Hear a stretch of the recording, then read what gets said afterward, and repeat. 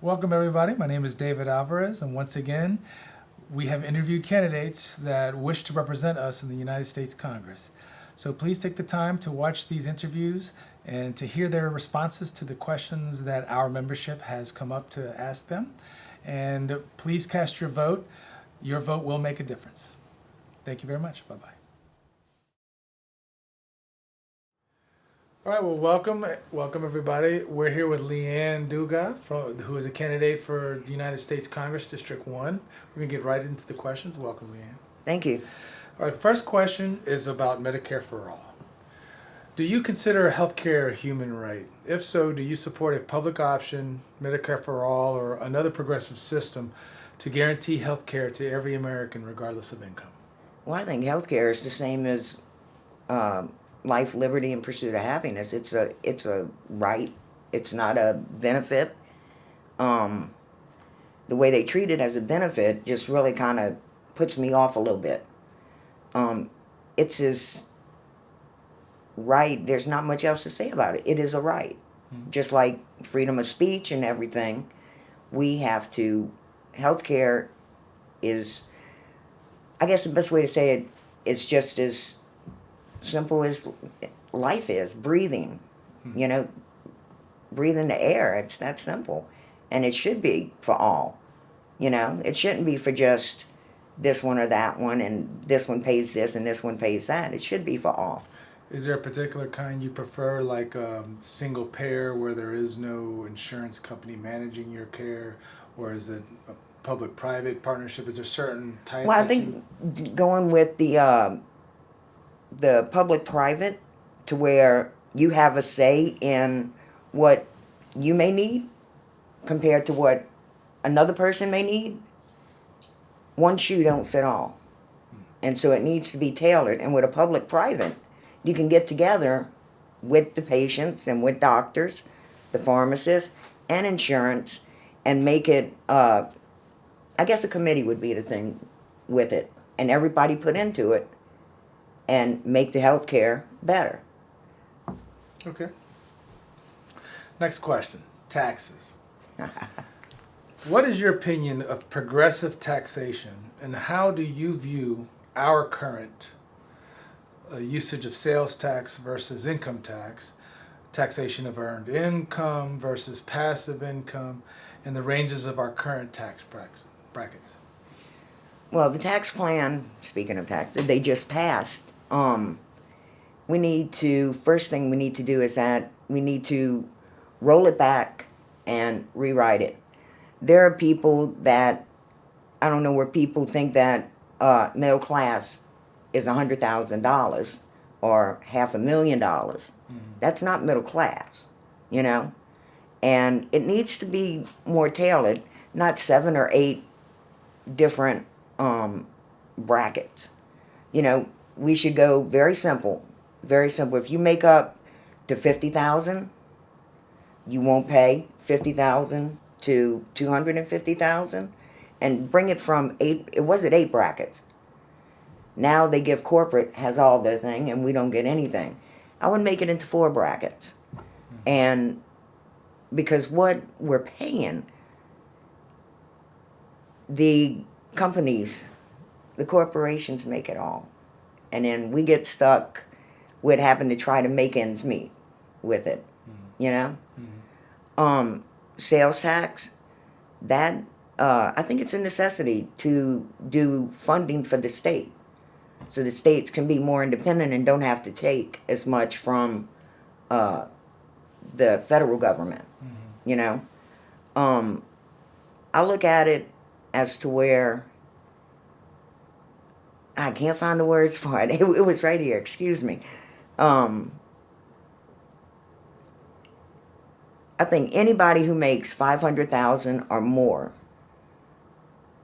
you know, the taxes needs to really be discussed on how much. But I don't think that somebody making $500,000 and somebody making $25,000 should have to, you know, should pay the same. Mm-hmm. You know, you're making $1 million, well then you need to pay. Mm-hmm. You know, the percentage that can be discussed back and forth, but I would bring it back up to the 35%. Okay. And if they really want to complain, we could go back to FDR and make it 85% that they would pay. But, 35 to 40%, they should pay. Okay. Next question is about the environment. In terms of the energy sector, Louisiana invests quite greatly in oil and gas. It's also no secret that our politicians are heavily funded by the oil and gas industry, causing them to represent their interests as opposed to the interests of the common citizen. Do you believe that our state should be investing in alternative energy? And if so, what will you do specifically to shift our economy to focus more on renewables? Well, with the, I am for alternative energy. And I tell you what got me into it. A friend of mine did a study and a survey back in the 1980s. And it was on turbine, using the current of the Mississippi River to submerge the turbines in and run it. You can run from Baton Rouge to Louisiana, to New Orleans, all the way down to the mouth of the river on just the current. That's one other alternative besides wind, and solar. Our oil and gas companies, I think they need to not, but then it goes back to taking big money out of politics and out of elections and all. They should be made responsible for the damage that they did to our coast. They should have some responsibilities. If they're going to go in damage our coastline, then they should take some responsibility for it to repair it and make it better. One of the things, and then you got to draw into tariffs that just been hit. That's going to hit the oil and gas companies. But it's not going to hit just that. It's going to hit the manufacturing of their equipment, farm equipment, safety equipment. It'll put our police, fire, maritime, and military, and construction people also is going to be affected by it for their safety equipment. And you don't realize how much everything flows into each. But we got more than enough space to put up a wind farm to where it won't obstruct anybody's houses or anywhere, views. But we do have enough, and we need to start looking at alternative energy. I'm very strong on the environment. It's easiest way, it gives us life. Without it, we wouldn't have air to breathe, we wouldn't have water to drink. But to protect the environment, we need to seriously roll back the regulations that have been destroyed and discontinued by the present EPA. We need to roll it back and protect our environment because it helps us to live. It's the air we breathe, so it's a part of life. Without it, we wouldn't be alive. Okay. Next question. Okay. Tuition-free public college. In the United States, the price of a college degree is crippling debt brought upon by the high cost of education and student loans. Will you support legislation to make public universities tuition-free? No, that's a quick yes. Quick yes. Quick yes. Yes, I would. How would you generate that revenue, the money to do that? Well, I would go with, because in this day and age, it's more and more technical. I would get the companies to help their employees, because we're moving into 21st century and we're getting more and more technical. And the schooling for that is very expensive. It's too expensive. I think in-student, you live in Louisiana, you should be able to go and not have to pay the tuition and have it free tuition. But we need to get the corporations involved, the technical companies involved in it, because they can provide, like in medical, we have continuing education units. And so that gets involved. So we need to get the companies just as involved in it. Okay. Next question is about the military. The United States is currently spending over $500 billion on our military budget. This has contributed to regime change and destabilizing the Middle East and other areas of this world. As a member of Congress, you will be able to vote on the distribution of our tax dollars. Are we spending too much money on our military? And if so, how would you shift or budget our military? Being former military and a disabled veteran, the military, we're overspending.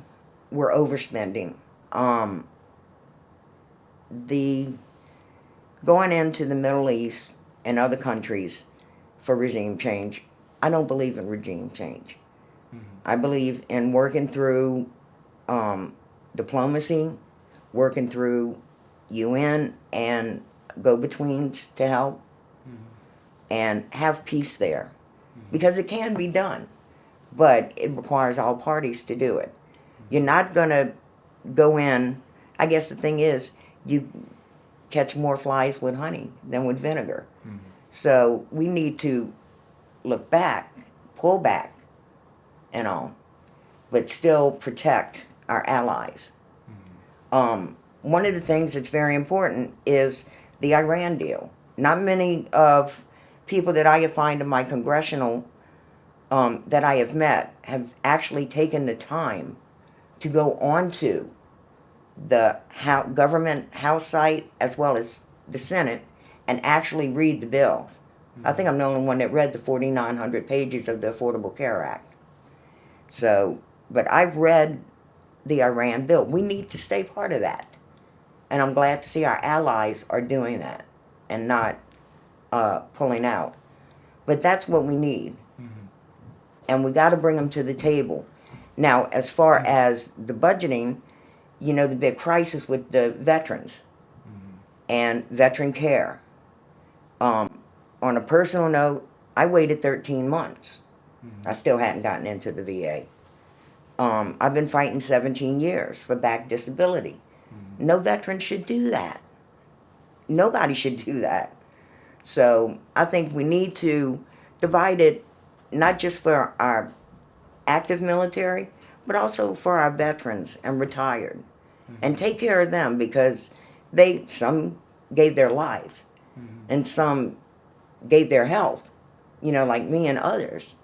And that's why I'm so happy to see a lot of veterans are running this year, a lot more than usual, you know, but we need to evenly divide it and all, you know, as far as nuclear, that where we are is where we should be. All of the ratcheting up is going to create a red crisis across the world. I guess I related to the flashing red lights are saying, you know, warning, warning, you know, you're going too far, let's pull it back and all. So I would spend it more and budget more for the VA and have qualified people run the VA. Have, you know, outpatient clinics and mental health clinics. There's so much problems. We don't need more tanks and ships. We need more psychiatrists and medical staff and caregiver and home care for our veterans. And I'm very strong on that. But I'm very strong on military too. We can protect our nation. We don't need to be spending so much on weapons if we want to see peace in our day. In my lifetime, I would like to see peace. You know, I don't know if it'll happen, but it's a nice thought. But it can be done. But we got to work together. We got to stop attacking each other. We got to stop insulting. It's got to be able to work across the aisle and work together. Because if not, we'll never get anything done. It would just be a stalemate. Okay. Next question. Okay. Getting money out of politics. What methods do you favor or support to combat the corruption of elected representatives caused by the sources from which candidates have to raise money to fund their election campaigns? Well, one of the first things that I would do as a member of Congress and it would require us to take Congress back to do it, is to issue a joint statement repealing Citizens United and make it a law. We would have limits. You would have to identify who your donors are. I'm all for that. But the biggest thing is that we have to go with a law to repeal Citizens United totally. I'm sorry, corporations are not people. They're not. They don't cry. They don't get sick. They don't get into trouble. And that's the first thing we need to do. But it needs to be done jointly. You know, not just a House bill and a Senate bill, and then we get together and discuss it in every committee where to end up dying. But it needs to be joint. We need to have a joint session. And just close the doors, lock it, and say, okay, now we're going to hash this out. Because people like me that are running a grassroots campaign, I don't take corporate money in. I don't accept business money. You know, my donors are $10, $20, you know. And because I know how it is. But we've gone too far. We've crossed the line as far as money in corporation and in politics. We have gotten, it's very distressful for me. You know, being a veteran and proud of my country, it's distressful to see how far down we've sunk. You know, America is already great. We just got to make it equal. You know? This is a great country. We just got to make it equal. You know? So, that's pretty much where I stand on getting the money out of politics. And there should be a limit, and you should identify it. They should be identified. And we need to talk amounts and how much is given. Okay. All right. Next question. Gun control.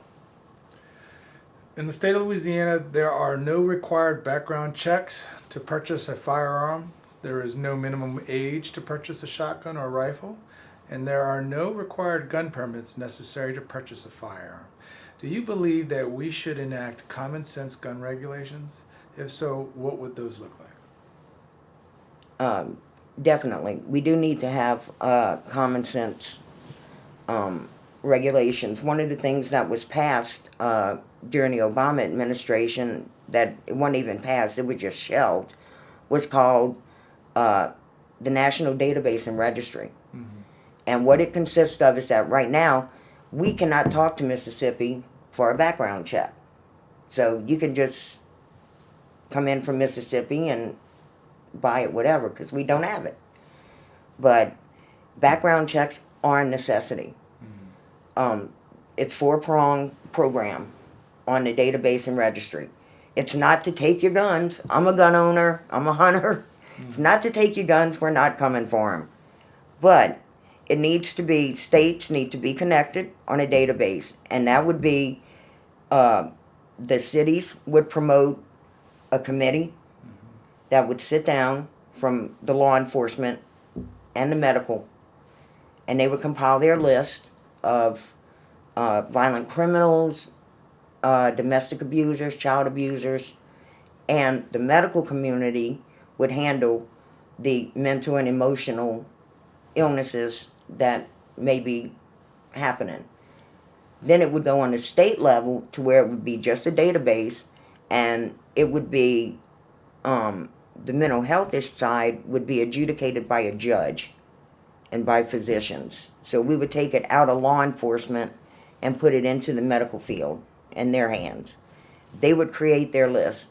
These people would go onto a database that would be connected, that if somebody from California tries to come into Louisiana to buy a gun and they may have had some emotional issues, then we wouldn't be able to sell them a gun.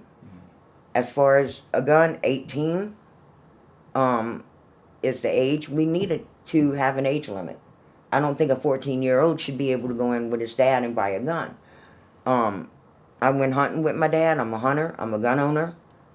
And I totally believe in Second Amendment rights. Definitely.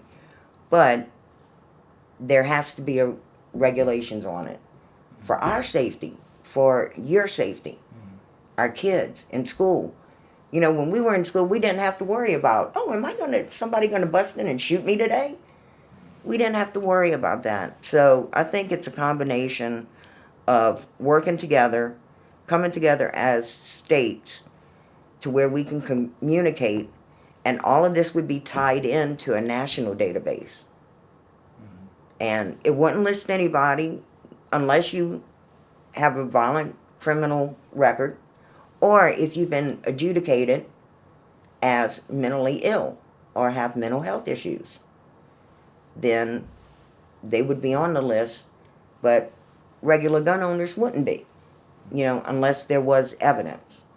And I think if we approach it that way, with the gun sense, and I think it would work, and it would protect everybody and will not infringe on anybody's Second Amendment rights. Like the assault weapons ban, we need to reinstate that. They allowed it to expire in 2013. Didn't renew it. It's been renewed every time it came up. They let it expire in 2013. Shootings went up 291%. You know, it's like, geez. And there's been over 500 mass shootings since. You know, you don't hear about the small mass shootings or shootings that happen. Mass shootings aren't considered mass unless 5 or more are injured or killed. That's a mass shooting. They define it. But we need to have regulations. A lot of my military buddies will probably get a little upset with me about it, but I really feel strongly about it. We have to. Okay. All right. Thank you. Next is about legalizing cannabis. Should marijuana be classified as a Schedule I drug alongside cocaine and others? If not, will you support the Marijuana Justice Act introduced by Senator Cory Booker? The act would deschedule marijuana, include provisions to expunge federal marijuana possession convictions, allow for reduced sentencing, and restrict federal law enforcement money for states with racially disproportionate marijuana arrest rates. Yes. Yes. That's very important. It is. First thing I would have them do is have the DEA remove it. It's something that has to be done on the federal level. You know, we can't do it as a state. It has to be done on the federal level. So I would say we do a law and pass it and have the DEA take it off of the schedule. You know, because I know of some people who have used it and it has made them 100% better. And what people don't realize is that chronic pain patients, like myself and others, they don't get high because it is manufactured to a way that what makes you high is not there. So, yes, we have to have it. And I will support any bill, any law to make it legal, even recreational. Okay. Next question is about the minimum wage. Do you feel that the minimum wage should constitute a living wage, where someone working 40 hours per week is able to be well above the poverty line? What hourly rate do you feel satisfies this requirement, and how would you propose to implement this in Congress? Well, one of the things, definitely, we need a living wage. One of the things that I would do is that a lot of people don't know that if the minimum wage would have kept up, minimum wage right now would be $25.15. As of today, the minimum wage would be. It hasn't kept up. I would say we'd start at $15 an hour. And looking at the hospitality industry, bring them up to minimum wage plus tips. You know, what they're paying now is a disgrace of $2.31 an hour plus tips. If you have a bad night, you may not be able to pay your rent or electric or gas or water. So we definitely need to bring it on up, start it at 15. If states want to go higher, they could. But at least $15 an hour should be the minimum start. Okay. All right, last question. So in District 1, District 1 is very gerrymandered, as you're probably aware of. And it's seen as an advantage or a disadvantage, as to say, any progressive challenger in District 1 in particular. The last time that a Democrat or non-Republican has held that seat was during Gerald Ford's presidency. Why are you the best candidate to turn that tide in District 1? Well, I think the most important thing is that we need to take, our census is every 10 years. We need to take it out of the hands of our state legislature and our governor. It needs to be taken out of their hands. It should, I would work to enact a law that would authorize the Department of Justice, the FBI, to form a committee and vet independent, nonpartisan group that would do the districting. And it would be members of the state that they're working on, every state. It would be those members, but it would not be left into the hands of the parties that are running the state currently. That would be the best way to do it, and the safest way to do it is have an independent group come in, look at the facts, look at the figures, and see where it should be. Like right now, our district covers 8 parishes. We're one of the many districts that they don't cover that many counties, or areas. But we need to set a law at the federal level and put it to an independent committee do it. Mm-hmm. Then that way, whoever's running the state will not be able to gerrymander. Mm-hmm. And it'll make it fair for everybody, and that's equality, so that's pretty much. Okay. Well, Leanne, thank you so much for Thank answering you. these questions. Now you have the floor. You can address the Our Revolution folks and let them know about you. Hi, my name is Leanne Dugas, and I am very happy to be here and to spend this time talking with you. Like I said, one of the biggest things is that we have to work together. We need to leave the hate politics, the attack politics, and the hate campaigning to the Republicans, since that's what they like to do since 2010. I'm here to ask for your support, because it's time that we work together, and we have to do that. We can only do it by working together, putting aside our partisan and work as humans. We're Americans first. We're Louisianans first. What I would say, and what we all should say, is yes to change. We need to say yes to equality. We need to say yes to family. That's very important. And we need to say yes to Louisiana. Once we do that, we can get together and we can rebuild Louisiana and the country together. America's a great country. And we're Americans, no matter what you are, no matter who you are. We are all Americans first. And I would love to see us work together and put aside our differences. Let's leave the hate politics and the hate campaign into the Republicans. Let's work together to better each other and to help each other. And I will be looking forward to hearing from anybody. Email me and check the website, which is still under construction. We've had a few glitches. But my name is Leanne Dugas. I was born and raised in Cajun country, down the bayou in Donaldsonville, Pierreport. And I hope I have your support, because I think we can really take it all the way. But I can't do it without your help. Again, my name is Leanne Dugas, and I'm running for 1st Congressional District. Thank you. Thank you so much, Leanne. Thank you.